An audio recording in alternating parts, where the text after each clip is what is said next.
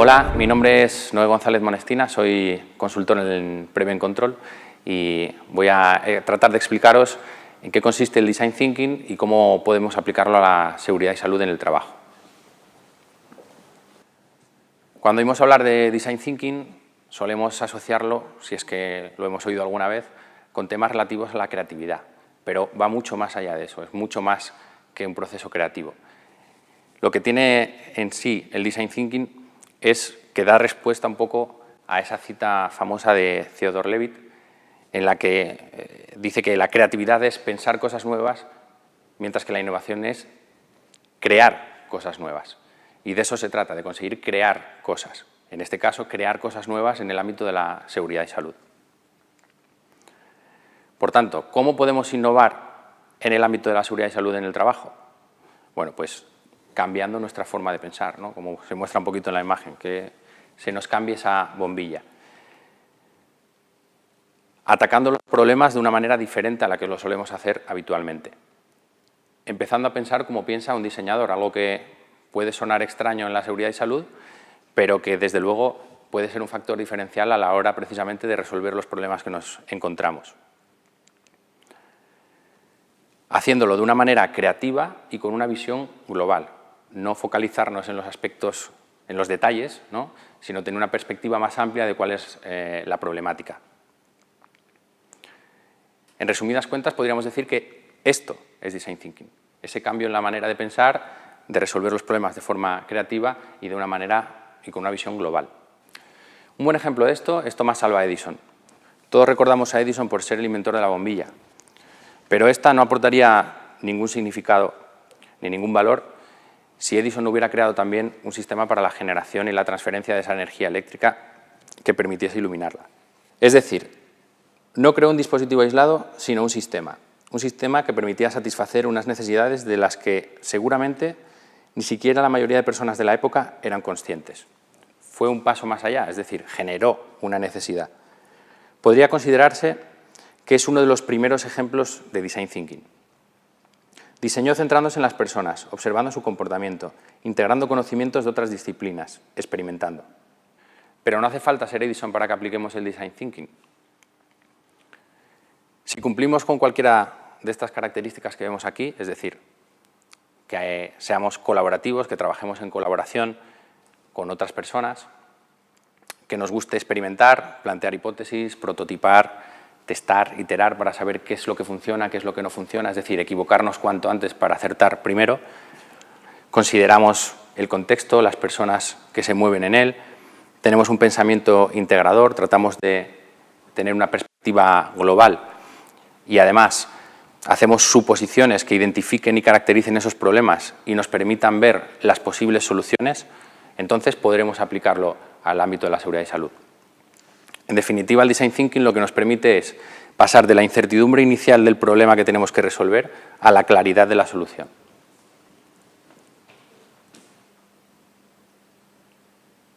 ¿Cómo aplico entonces Design Thinking a la seguridad y salud en el trabajo? Bueno, aunque el Design Thinking en sí mismo no es una metodología, sino más bien una filosofía de trabajo o de entender el trabajo, sí es verdad que tiene 5 etapas, aunque según los autores puede tener 3, 6, pero el modelo de la Universidad de Stanford, que es el que está más consolidado, habla de estas 5 etapas que vemos aquí. La empatía, la definición, la ideación, el prototipado y el testado. Sigue un modelo que llamamos de doble diamante, de divergencia-convergencia, es decir, los momentos de divergencia donde tenemos que abstraernos, ser capaces de recoger mucha información y los momentos de convergencia donde tenemos que sintetizarla, filtrarla y analizarla, ser más analíticos. Ahora explicaremos cada una de las fases del proceso. Explicaremos brevemente en qué consisten, algunas de las herramientas que se utilizan y también trataremos de ejemplificarlo.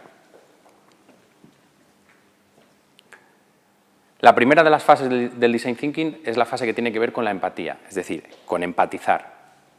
Ponerse en la piel de los usuarios, ponerse en la piel de nuestros trabajadores, y lo que estamos haciendo es aplicarlo en el ámbito de la seguridad y salud laboral. Por eso lo que tenemos que hacer es observar, involucrarnos con esos trabajadores y mirar y escuchar qué es lo que ocurre a nuestro alrededor. Para ello tenemos herramientas, como pueden ser herramientas de observación, qué, cómo, por qué, es decir, qué está haciendo el trabajador, cómo lo está haciendo y por qué lo está haciendo así. Eso es lo que nos puede dar las claves o los insights del comportamiento que está llevando a cabo. También podemos utilizar herramientas como las entrevistas cualitativas, en las que podemos complementar esas observaciones. Estas herramientas son complementarias a herramientas más convencionales o más tradicionales de la prevención, como pueden ser las observaciones preventivas de seguridad. Bueno, pues, ¿cómo podemos ejemplificar la aplicación del Design Thinking en la seguridad y salud? Pues, por ejemplo, pensando que tuviéramos un elevado número de accidentes e incidentes en el uso de radiales. Lo que tendríamos que hacer en esta fase de empatía sería investigar los accidentes, observar el comportamiento de los trabajadores, involucrarnos, preguntar, tratar de comprender realmente por qué utilizan la herramienta así, qué necesidades tienen, si tienen otras posibilidades. El siguiente paso sería definir, es decir, aportar claridad al problema que hemos detectado, focalizarnos en ese problema. Para ello tenemos que analizar esa información que hemos estado recopilando, sintetizarla, es decir, aplicar esa convergencia de la que hablábamos antes y definir el reto a resolver. Para conseguir esto tenemos distintas herramientas. Podemos emplear mapas mentales, podemos emplear la herramienta del punto de vista, que lo que nos permite es obtener declaraciones de los usuarios, o en este caso declaraciones de los trabajadores para tratar de poner claridad a ese problema. En definitiva, el trabajador necesita resolver ese problema porque así se dañará menos. Y por último, una vez que tengamos ya analizada toda esa información, tendremos que convertir esas declaraciones en el reto de diseño. Y el reto de diseño tiene una estructura que podemos obtener con la herramienta del cómo podríamos, que no deja de ser otra que aplicar el cómo podríamos resolver esto. En el ejemplo del que hablábamos antes, es decir, en el elevado número de accidentes con las radiales, lo que tendríamos al final podría ser un reto similar a cómo podríamos reducir el número de accidentes e incidentes con las radiales. Una vez definido el reto, lo que tenemos que hacer es idear, es decir, crear posibilidades para solucionar el problema. Para eso es fundamental que dejemos fluir nuestra imaginación, que seamos capaces de concebir ideas. Cuantas más, mejor. Lo importante no es la calidad de esas ideas, sino la cantidad. Y finalmente, eso sí, ser capaces de evaluar y analizar esas ideas para ver cuáles de ellas pueden ser llevadas a cabo. Herramientas típicas de esta fase idear, aquellas que tienen que ver fundamentalmente con la creatividad. Es decir, cualquier técnica de creatividad nos ayudará a generar ideas. Brainstorming, 365, roleplay. Pero como decía antes, esas ideas también necesitan ser filtradas. Por eso aplicamos técnicas como el card sorting, matrices FIU, que nos permiten analizar la factibilidad respecto al impacto y la utilidad y otro tipo de herramientas. En el ejemplo de la radial, ante el reto de cómo podríamos reducir el número de accidentes e incidentes en su uso, en una etapa como la etapa idear, conseguiríamos desarrollar ideas como, por ejemplo, diseñar nuevos procedimientos de trabajo, aprovechar el potencial de las nuevas tecnologías para mejorar nuestras formaciones o hacer una selección de herramientas más adecuada, entre otros ejemplos.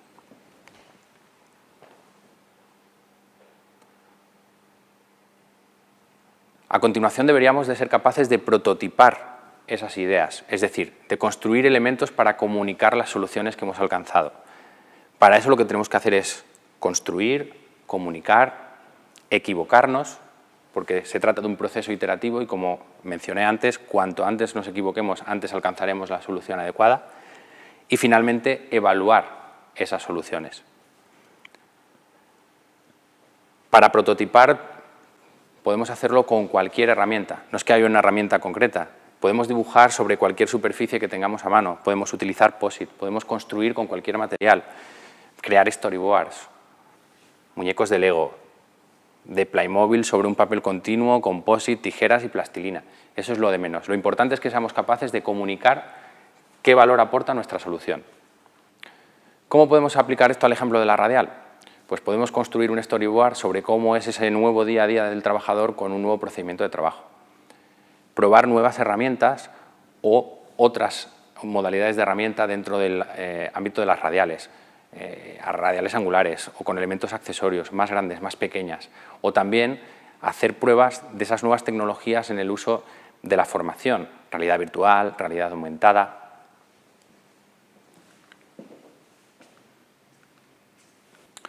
Y por último, tenemos que evaluar y testear esas soluciones que hemos prototipado, es decir, tenemos que aprender y mejorar. Para ello tenemos que solicitar feedback sobre esas soluciones, analizar la información e iterar. Algunas de las herramientas que podemos utilizar en esta etapa son las matrices de feedback, las matrices de prioridad, las entrevistas. Las matrices de feedback nos permiten recoger en esa misma matriz los aspectos positivos de la solución, los aspectos negativos, las dudas que nos han surgido durante su uso o incluso las nuevas ideas que hayan podido surgir. En una fase un poco más avanzada, las matrices de prioridad nos permitirían ubicar esas soluciones entre las soluciones que tengan un mayor o menor impacto y aquellas que sean más o menos complejas de implementar. En definitiva, hemos hecho un breve recorrido por qué es el Design Thinking, qué nos puede aportar la seguridad y salud en el trabajo, cuáles son las fases en las que consiste. Hemos visto un ejemplo de cómo podríamos aplicarlo precisamente a través de las radiales. Así que, nada, espero que os haya gustado. Hasta luego.